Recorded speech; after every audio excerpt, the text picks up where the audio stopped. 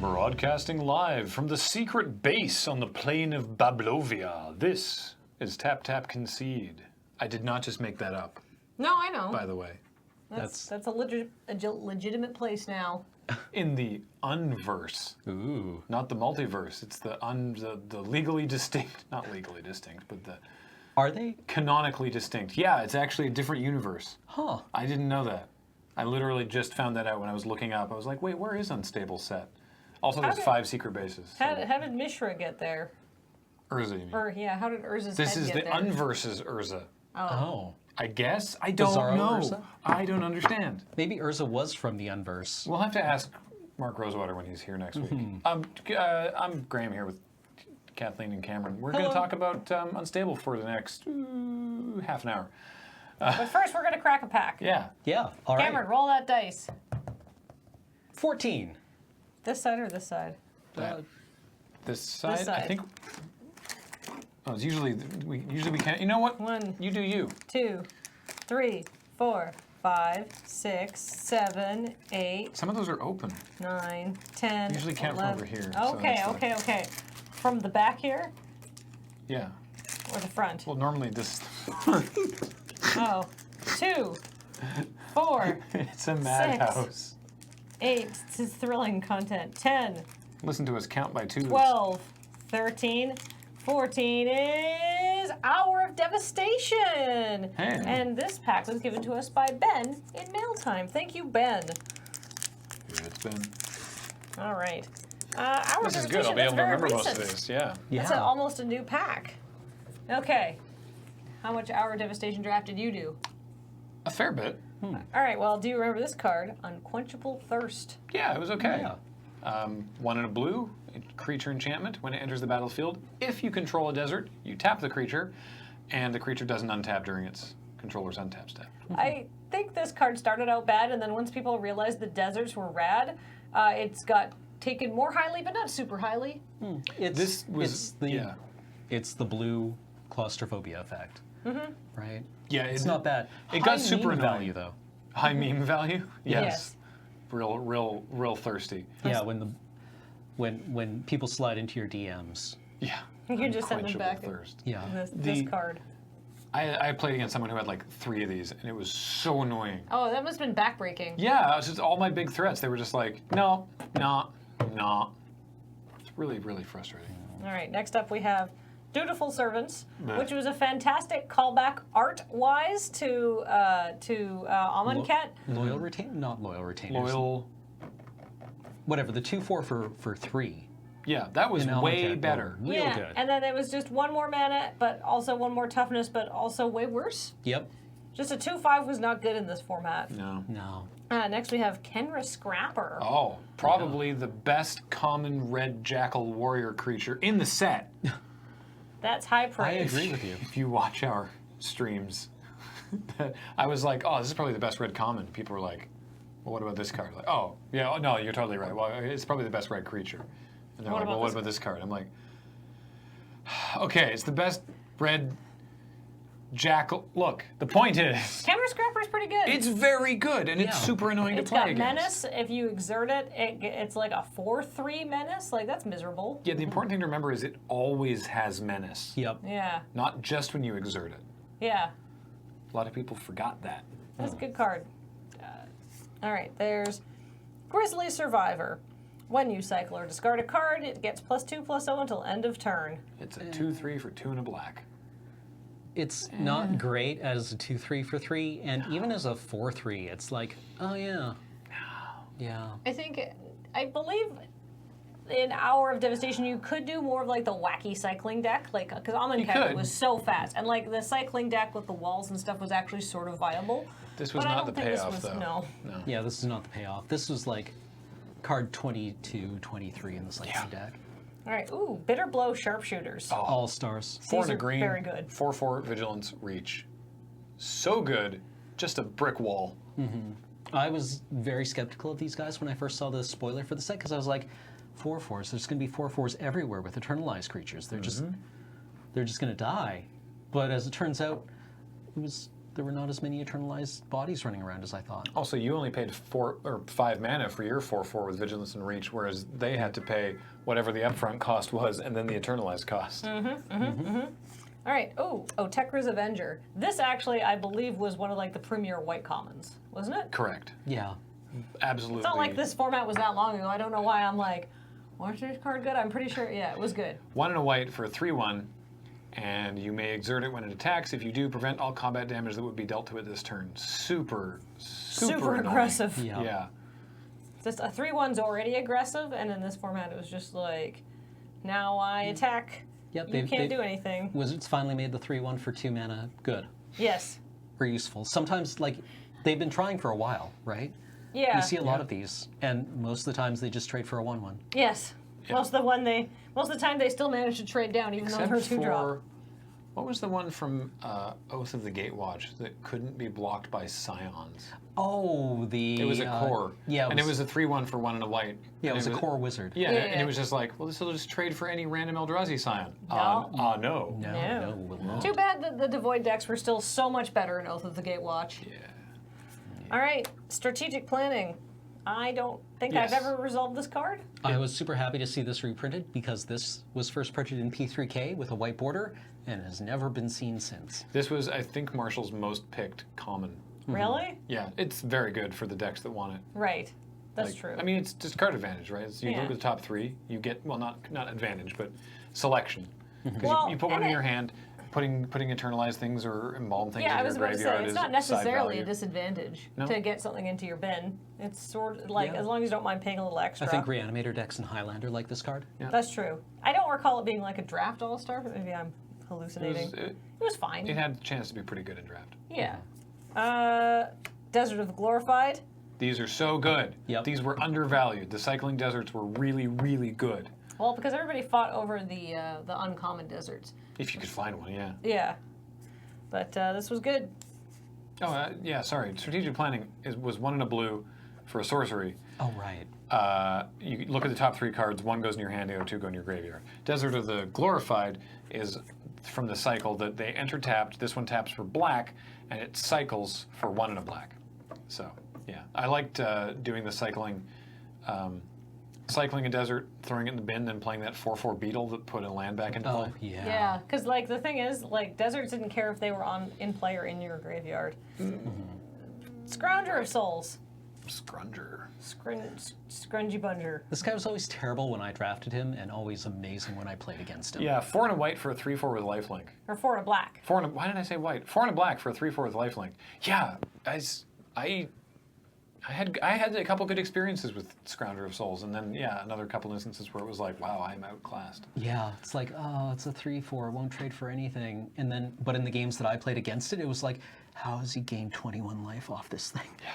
I mean, like the thing is, 3/4 does like profitably, like maybe you're not gonna eat them, but it certainly holds back a lot of smaller creatures, right?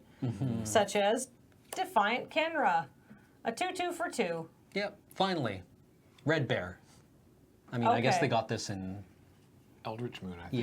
yeah, they finally got a vampire. Define Kenner was okay. Crook of Condemnation. I'm just skimming past cards that weren't particularly interesting, and we don't have anything interesting to say Like this about it. one.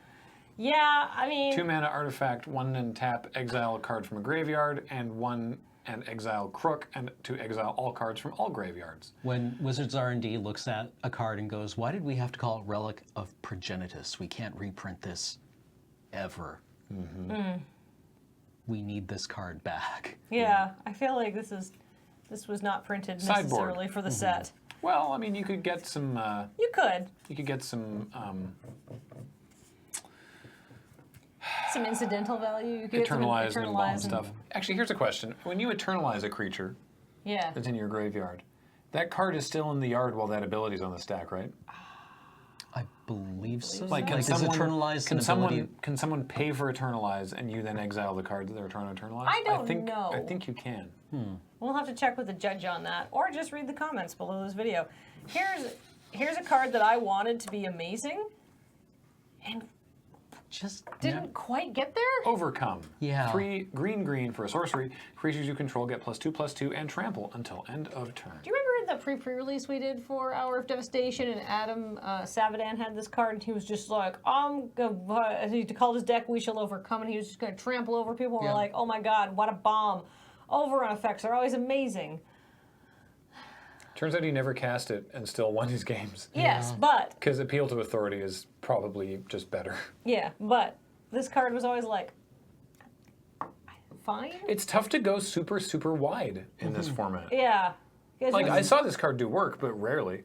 I mean, like, overrun effects are more good when you build up, like, this massive board presence and then turn it sideways all at once. Yeah. Whereas I think Amonkhet and Hour of Devastation are more like, get creature down, turn creature sideways, trade off creature, put another creature down. Yeah. So, like, unlike, you know, your traditional overruns where you're buffing, like, 6, 7, like, little guys and just, like, going in, like, this was like, okay, so a couple creatures get +2/+2 at sorcery speed. That's correct, yeah. Maybe not the best for 5 mana.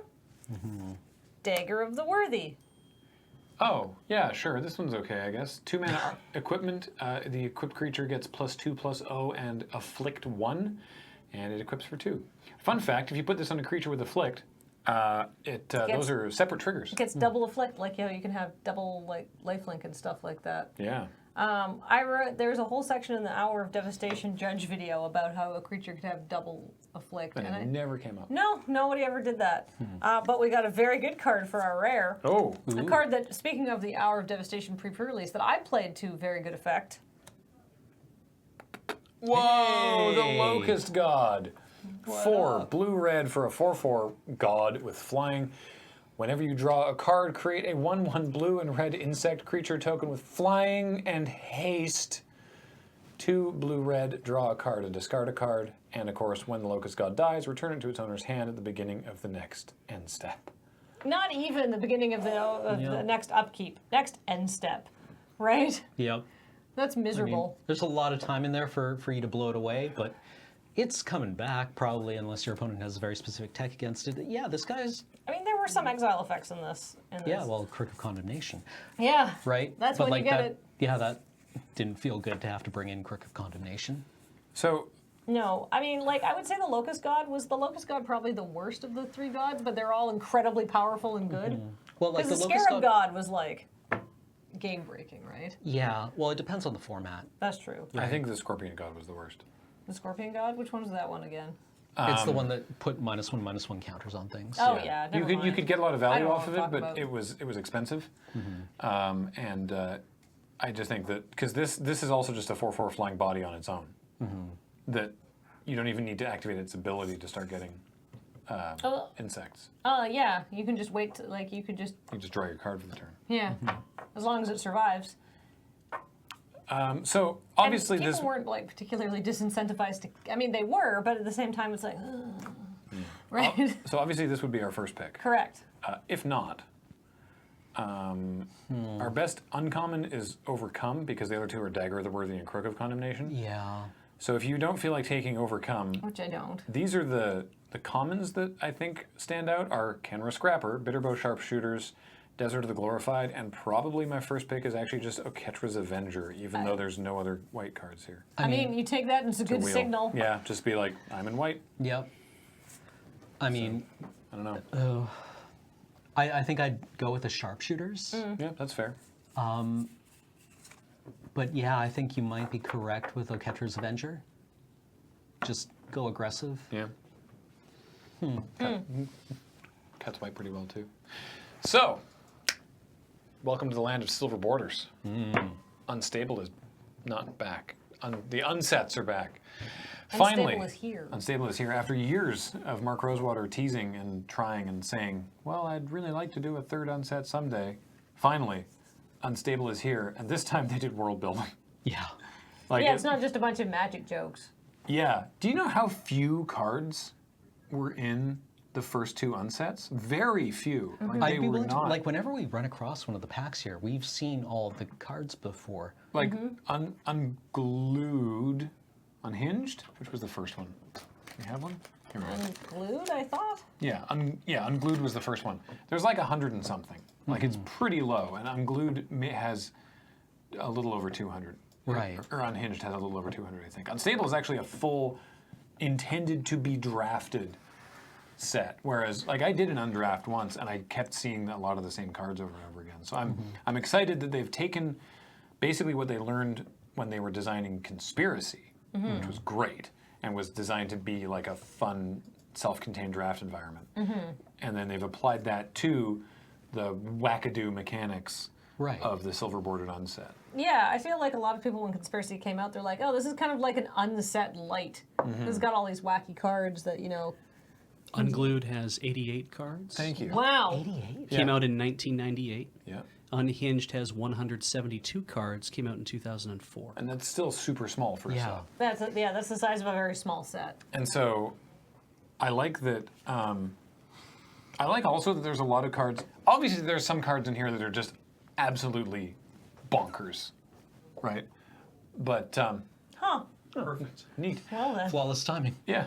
It's, for those not watching the video version, something hilarious just happened. Don't worry about it. Yeah, so there's some stuff that's bonkers, but there's a lot of other stuff in this set that is sort of like that could work. Yeah, like the 3/3 zombie with Last Strike. Yeah, Last Strike. That's a completely viable mechanic that they could absolutely put on a real creature in the real game of Magic the Gathering. It's called Extremely Slow Zombie. And so it has Last Strike, which means it deals combat damage after creatures without Last Strike. So it means that if... Other creatures have first strike relative to it, essentially. Yeah, so against... if you attack with this zombie and they block with a 2/2, then the 2/2 deals its damage first, and then the Extremely Slow Zombie kills the 2/2, right? Or if against a pair of 3/3s, this zombie dies in regular combat damage, which also means that there's the 3-headed goblin that has triple strike, meaning it deals damage in the first strike phase, and the combat damage phase, and the last strike phase. So if it manages to go completely unblocked, that's 9 damage. Yeah, Yep. you could totally have this in the normal set. Yeah, the triple strike guy will one-shot a player if equipped with GT. Oh my It does God. 21. If you blow all the counters on. You do one, you hit for 3. Yep. GT get gets two two counters. You blow the counters off to give the creature +4/+4. +4/+4. Then it hits for 7. Yep. You get 2 more GT counters. You blow them off again to give it another +4/+4. So it does 21. Did they not think of the interactions with GT? Probably not. No, probably. I mean, They yeah. probably might. They might have been like, well, who Who cares? Yeah. Yeah. And so there's, there's like some traditionally, there it is, it's finally gone. Did some traditionally Goodbye. unset sort of stuff like dealing with watermarks and artists and like words on the card. Some nice callbacks to earlier flavor. Yeah. Like Knight of the Kitchen Sink has protection from black bordered cards. Yeah. Yeah, Exactly. that's fun. Yeah. Right? That's cute. And so, there's stuff like that that's totally goofy. But there's a lot of stuff in here that's like, I think they're testing Yeah. here. Yeah. Like, actually, could you just pull up X for a second, Beej? This is a absolutely I love this. Card. bizarre design of a card. So X is the name of a legendary creature, human spy. He's a 2/2 for blue-black. So 2/2 for 2. Name is X. As long as X is in its owner's opponent's hand, X's owner may cast X and activate X's abilities. The opponent cannot cast X and plays with his or her hand revealed. And you're like, wait a minute, what? So there's another ability. For blue, black, and tap, put X into target opponent's hand.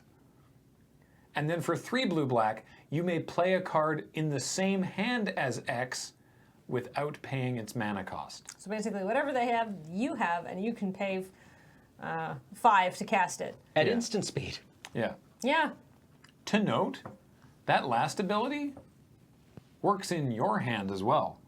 Yeah. yeah. So Wow, you can okay, yeah. cheat on, I think, unless I'm wrong, which I could be, but it's, 3 blue, black, you may play a card in the same hand as X. Oh, you're right. So you just without hold paying its mana- X. You, One sec, I'm just going to Oh wait, cast hold an X on. But spell as here. long as X is in X's owner's opponent's hand, X's owner may cast X and activate X's Yeah. abilities. Yeah, you're the owner. You can activate those abilities anyway. Yeah. It's just letting you know that. So you play X, you put X into your opponent's hand, then you get to see everything in their hand and cast their spells, and your opponent can't do anything about Yeah, it. your opponent can't get X out of their hand. How do you get a card out of your hand? You can discard. Yeah.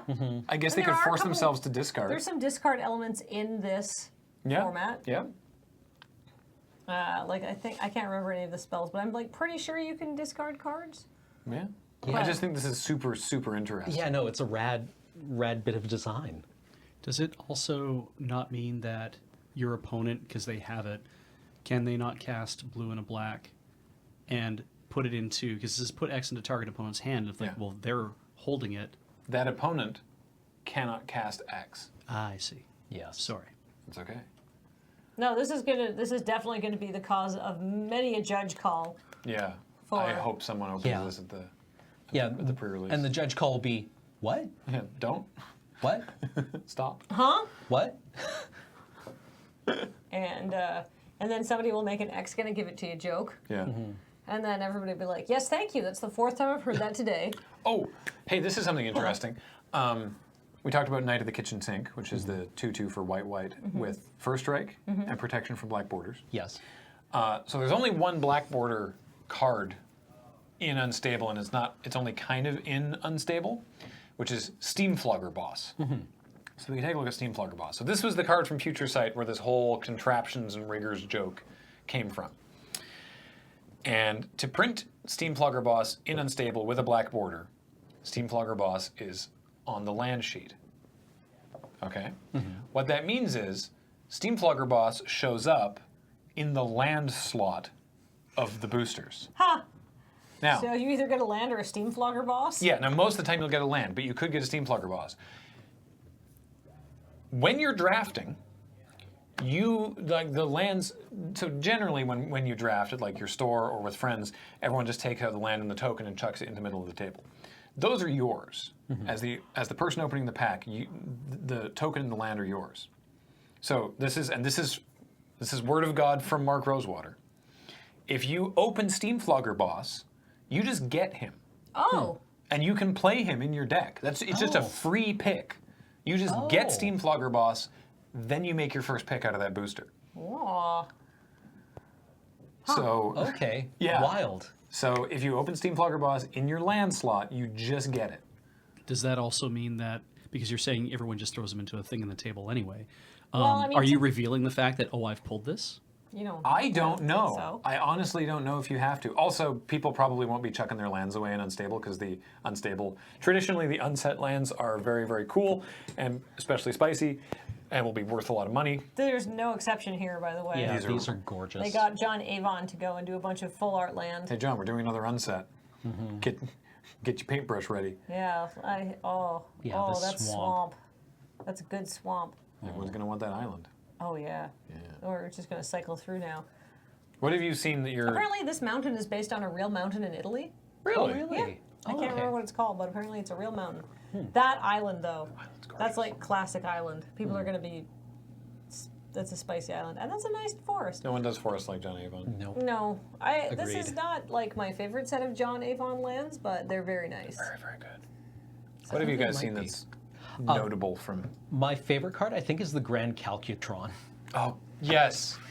Dan Emmons was talking to us about Is this one of Dan's? This is one of Dan's, I believe. Yeah, because That makes sense. it turns your card, or turns your hand into a program. Yeah. The Grand Calcutron. Starts with a G? It's no, I think it starts with a T because it's the Grand Calcutron. No, it's okay. It's a legendary artifact. So it says I want like to resolve this. yeah, it says like your hand is now when the Grand Calcutron enters the battlefield, each player, notably each player's hand becomes a program, an ordered row of revealed cards. Players can only play the first card of their program. So you look at your hand, you have to put it in an order and leave it that way. If a card would be put into a player's hand from anywhere, that player reveals it and places it anywhere within the program. So you get to choose where in the order it goes, but you only get to cast them or play them in the order that they show up. At the beginning of each player's end step, if that player's program has fewer than 5 cards, he or she draws cards equal to the difference. So you're always going to have 5 cards, and every turn, you're bringing yourself back up to a complete program, and you get to order how it's going to go off. Yeah. Okay, I don't know if this card is good. I don't know. I think I can answer that question. If I may be so bold. Yeah.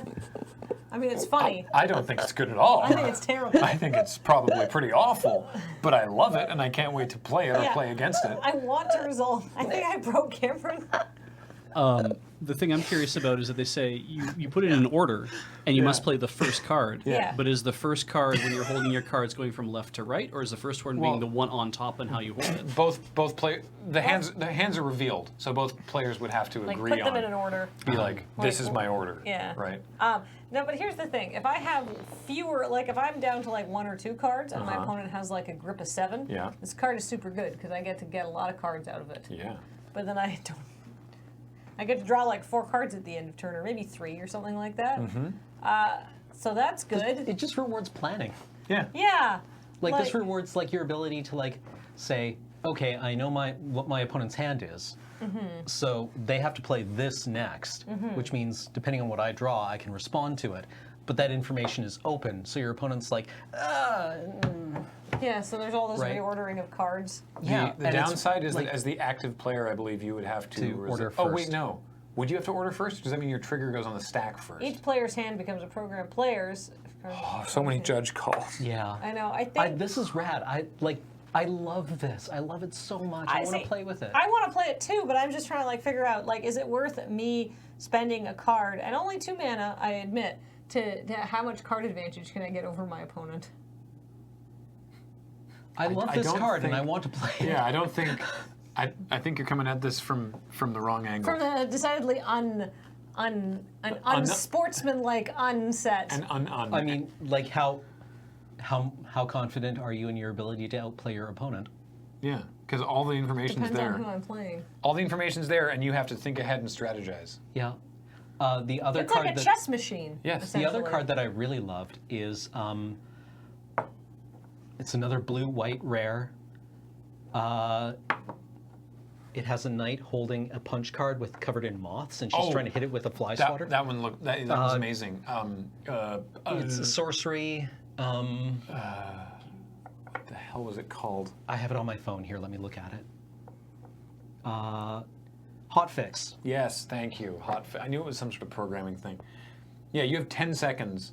To To look Oh. at your entire library and reorder it Yeah. and rearrange and arrange your library how So- you see fit in 10 seconds. 4 white, blue, sorcery. You have 10 seconds to look at and rearrange the cards in your library. At the end of those 10 seconds, if you are touching one or more of those cards, shuffle. I feel like this card has 2 modes. One, I feel like it's not unreasonable to like scry like 4 or 5, right? Yeah. Alternately, just tutor quickly and then slap a card on top. Yeah, like take your library, flip it over. Yes, exactly. Like that's like you use it in 2 modes, which is just like tutor for one card, tutor for the exact card you want, and that's it. Don't get greedy. You gotta or think just about- like no. Yeah, no, but you're not also not tutoring, right? You're putting it on top. Yeah. Yes. Right. Okay, but like you're using Yeah. it like a tutor. I right? like, by the way, I like what you just did, Cam. The fanning your deck out on the table. I know that you're then revealing your deck, but being able, like, that's much faster than flipping through. Yep. Just Oh, like, yeah. just like, look at hotfix in your hand and go, okay, what, like, let's be really bold here. Let's go, what 4 cards Yeah, I was do gonna I say 3, 4 want cards. to draw over the next couple turns? Okay, I know those cards. Cast hotfix. Ready a timer? Go. Fan it. That one, just grab. Snap. Done. Right? Get Yeah, him. I feel like you could do that in 10 seconds. I feel like, 10 seconds is a surprisingly long amount of time if you're quick. and Yep. you know exactly what you're looking for. Yeah. Yeah, I love This is sweet. I love hotfix. The other one is rules lawyer. This one is This going to one's be gonna hurt the judges. an absolute. I know that we've been saying that a lot. This one is nuts. 3 white for a 1/1. State-based actions don't apply to you or other permanents you control. But pray tell, what is a state-based action? Well, let Things me read the reminder text. Yeah. You don't lose the game due to having 0 or less life or drawing from an empty library. Your creatures aren't destroyed due to damage or death touch and aren't put into a graveyard due to having 0 or less toughness. Your planeswalkers aren't put into a graveyard if they have 0 loyalty. You don't put a legendary permanent into a graveyard if you control 2 with the same name. Counters are not removed from your permanents due to game rules. Permanents you control, attached, or combined illegally remain on the battlefield. For complete rules and regulations, see Rule 704. That's not a joke either. That's the rule in Magic. The joke is, creatures don't kill creatures, state-based actions kill creatures. Or damage doesn't kill creatures, state-based actions kill creatures, right? So it's like you have a 3 toughness creature, it's like I lightning bolt, you mark 3 damage on the creature. Then when the game rules check state-based actions, it goes, oh, there's 3 damage marked on this creature with 3 toughness, it dies. But that doesn't happen now. No, I feel like when You people... can still destroy a creature with cards that say destroy or exile. Yeah. But a creature's never dying in combat. You're never losing the game. They have to kill this first. I mean, it's very... How though? Right? You gotta exile it, right? Yeah. Well, no. State-based actions apply to this creature. Oh, other permanents. Thank you control. goodness. Right. Yes. Oh.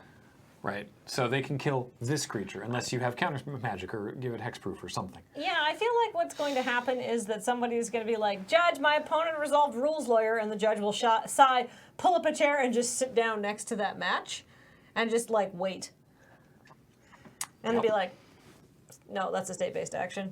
That's it. This is a plot by Wizards of the Coast to get us to all understand what state-based actions are. Kind of like what was the one that was a giant tuning fork stuck in the ground? Oh, Stranic Resonator. Yeah, Stranic Resonator, which was their lesson in how activated abilities, or what was an activated ability. Yeah. This is not from Unstable Beach. This is a different other card. Because I saw this, and I thought that's what you meant. Oh, the Sundering Fork? No, that's a contraption. Okay. Contraptions are also super weird, and we probably don't have time to get into them today. Sundere fork. Kathleen, did you have a card from Unstable that you've... I had some, but I can't remember what any of them are. The Squirrel Cycle seems good. Oh my god. The Earl of Squirrel. But then just like, there's got not a lot of Squirrel other Link. squirrels in the set. That's the first thing I checked. Have you seen the FAQ for what Squirrel Link is? No. No. It says... Can you bring up Earl of Squirrel Beach? Yep. The FAQ is like, what is Squirrel Link? And the description is, you know Lifelink? It's like that, but for squirrels. So the Earl of Squirrel is a 4/4 Squirrel Advisor for 4 green. It has Squirrel Link. Damage dealt by this creature also causes you to create that many 1/1 green squirrel creature tokens.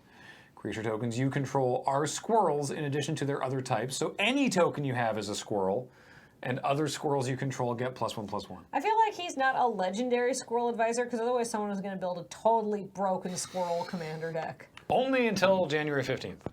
But that's But, I a mean, topic some for of- maybe that's a topic for next But week's some Tap people Tap might Concede. have like kitchen table rules, like Oh, for yeah. their like personal house rules that silver bordered cards are okay, right? So I feel like that was put in there, but I feel like this card could be very good. There's not a lot of other like just squirrels in the format, which is probably fine. Good. But you don't need other squirrels, you just need creature tokens, because all your tokens become squirrels. I actually didn't read that line of type until as I was reading the card out right now. That's really good Yeah. and stupid, and I love it. How much like creature token generation is in this set though? An amount. Like an amount, but not like it's not like a huge sub theme as No. far as I recall. So it's not like just opponent resolves Earl of Squirrel. You get like a 95 by next turn, right? Last one I want to talk about before we wrap up our brief episode this week. Beach, could you go to Very Cryptic Command? Just because I love the pun as well. Cryptic Command, of course, 1 blue, 4 modes. It's always like, oh, which 2 modes am I going to use today? So, Very Cryptic Command is 1 blue for an instant. You either untap 2 target permanents, and or tap each permanent target player controls with exactly 1 word in its name. That's the callback to old unset mechanics. discard all the cards in your hand, then draw that many cards. Not bad. Or return target instant or sorcery card from your graveyard to your hand. Now that's pick 2. Apart from the one word thing, these are all like not bad abilities. Yeah, No. like the Wheel of Fortune one's real good. Oh yeah, you got to grip a land late in the game. F that. Get some fresh cards, and then, like, it's not super powerful. No, but I love that it's very cryptic command. Yeah. It's mostly just the name. I just really, really like the name. That goblin is so confused. Yeah, there's a lot of funny stuff in this. Because there's a set. card with, Beach, can you bring up Garbage Elemental? I'm pretty sure, does Garbage Elemental have wordy? No. Yes. Oh, sorry, it mentions wordy. Yeah. Garbage Elemental. This is like, hey, look at our old mechanics. It's 4 and a red for a 2/4 elemental with Frenzy 2, which is whenever this creature attacks and isn't blocked, it gets +2/+0 until end of turn. And it can't be blocked by wordy creatures. A creature is wordy if it has 4 or more lines of rules text. And I must say, having looked at the whole spoilers, there's a lot of wordy creatures in this format. So, yeah, this is actually, I think Garbage Elemental's pretty good. I just love that they were like, remember Frenzy? Remember wordy? We've put them on the Garbage Elemental.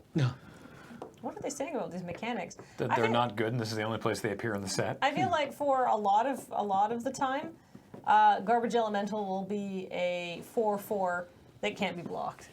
Yep. Because there's a lot of chattery creatures in this format. So many things to say, so many rules texts to explain. Yeah, I think we're going to spend a lot of time on the next couple episodes probably just gushing about various cards that we think are hilarious from Unstable. And like I mentioned, talking about the Commander thing. Sleeve up some new decks between now and the 15th, if that's what you and your play group are into. For those of you who are like, what? Just quickly explain that since we've danced around the topic twice. The Commander Rules Committee has said that between now and the ban and restricted update on January 15th, silver bordered cards are legal in multiplayer Commander, with some exceptions because there is still a ban list. Yeah. So it's ones like Ashnod's Coupon that force you to go and force a player to get you a drink. Those are not allowed. But Anyway, that is actually going to do it for this week. Forgot to mention at the top of the show that Tap Tap Concede is brought to you by CardKingdom.com. So you can check out CardKingdom.com/LRR for all of your card and kingdomly needs. it is a veritable kingdom of cards. They'll ship sealed product anywhere in the U.S., singles anywhere in the world, and very, very quickly. And we like them, and we work with them because we use them ourselves, and we think they're great. And this show and everything we do is brought to you by you and your kind support of our Patreon at patreon.com. Yeah, you guys are great. /LoadingReadyRun. You guys let us do this dumb thing that we do. Yeah. Good Although- job, guys. Thank you. No, it's not dumb all the time. You did this. Yeah, this is your fault. I hope you're mean, happy. we love you. Thank you. We really do appreciate it. And we have a alert Discord. Yeah, check it out at discord.gg/LRR. Yeah, and there's a Highlander channel now Yeah. for all of your Canadian Highlander That note discussions. has been on the monitor for a while, and it's not even something. It's for the other podcast. Well, I Yeah, it was there. reading our notes. Yeah, fair enough. It said reminder, Hey, good for you. and I thought, hey, I You won't did the let this thing. slip through the cracks. Good. Sometimes. So organized. Some crimes. I'm gonna go hang some foam back to the wall. Yeah, I like that our set picked the unpodcast to start falling apart. It's Very on- flavorful. It's on brand. All right, goodbye, everybody. We'll talk to you next time. Bye. Toodles.